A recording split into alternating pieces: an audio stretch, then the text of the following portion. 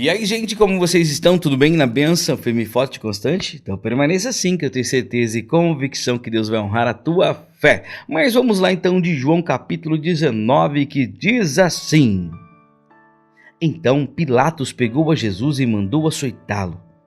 Os soldados teceram uma coroa de espinhos, puseram em sua cabeça e o vestiram com um manto de púrpura. Aproximando-se deles, diziam: Salve, rei dos judeus! E davam-lhe bofetadas. De novo Pilatos saiu e lhe disse: Vede, olhem bem, eu o trago para vós, para que saibais que não acho nele crime algum. Quando Jesus saiu trazendo a coroa de espinhos e o manto de púrpura, Pilatos lhe disse: Aqui está o homem. Vendo os principais sacerdotes e os seus guardas, gritaram: Crucifica-o! Crucifica-o! Crucifica-o!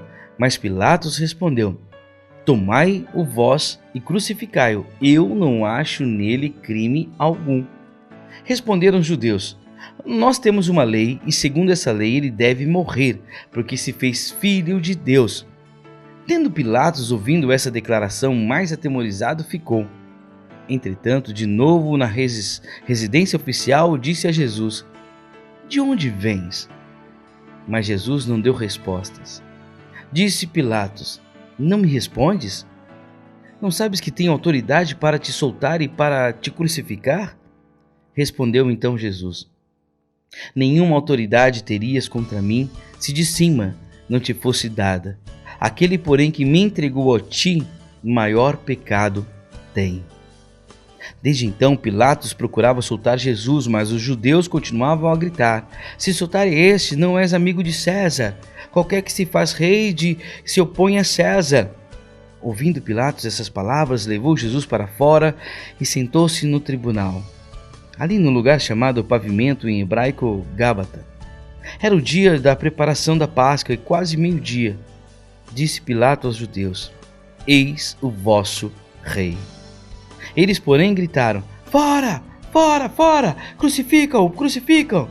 Perguntaram-lhe então Pilatos: Ei, hei de crucificar o vosso rei? Responderam os principais sacerdotes: Não temos rei senão César. Finalmente Pilatos o entregou para ser crucificado. Então os soldados levaram Jesus. Ele próprio, levando a sua cruz, saiu para o lugar chamado Caveira, que em hebraico se chama Gólgota, onde o crucificaram e com ele outros dois, um de cada lado e Jesus no meio. Pilatos mandou escrever um título e o fez pregar na cruz.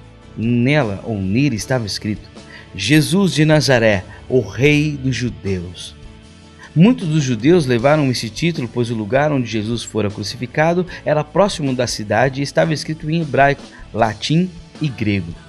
Disseram então os principais sacerdotes dos judeus a Pilatos: Não me escrevas o Rei dos Judeus, mas que ele disse: Sou o Rei dos Judeus. Respondeu Pilatos: O que escrevi, escrevi. Tendo os soldados crucificados Jesus, tomaram as suas vestes e dividiram-nas em 4 partes, uma para cada soldado. Tomaram também a túnica, que era sem costura, toda tecida numa só peça, de alto a baixo. Disseram uns aos outros: Não a rasguemos, mas lancemos sorte sobre ela para ver de quem será. Isso aconteceu para que se cumprisse a Escritura: Dividiram entre si as minhas vestes, e sobre a minha túnica lançaram sorte. Foi o que fizeram exatamente os soldados. Junto à cruz de Jesus estava sua mãe, a irmã dela, e Maria, mulher de Clopas, e Maria Madalena. Vendo Jesus ali sua mãe e que os discípulos a quem ela amava estava presente, disse a sua mãe: Mulher, eis aí o teu filho. Depois disse aos discípulos: Eis aí a tua mãe. Dessa hora em diante, o discípulo a recebeu em sua casa. Mais à tarde, sabendo Jesus que tudo estava consumado, para que a Escritura se cumprisse, disse: Eu tenho sede. Estava ali um vaso cheio de vinagre. Embeberam de vinagre uma esponja, colocaram numa vara de isopo e chegaram na sua boca. Quando Jesus recebeu o vinagre, disse: Está consumado. Inclinando a cabeça, entregou o espírito.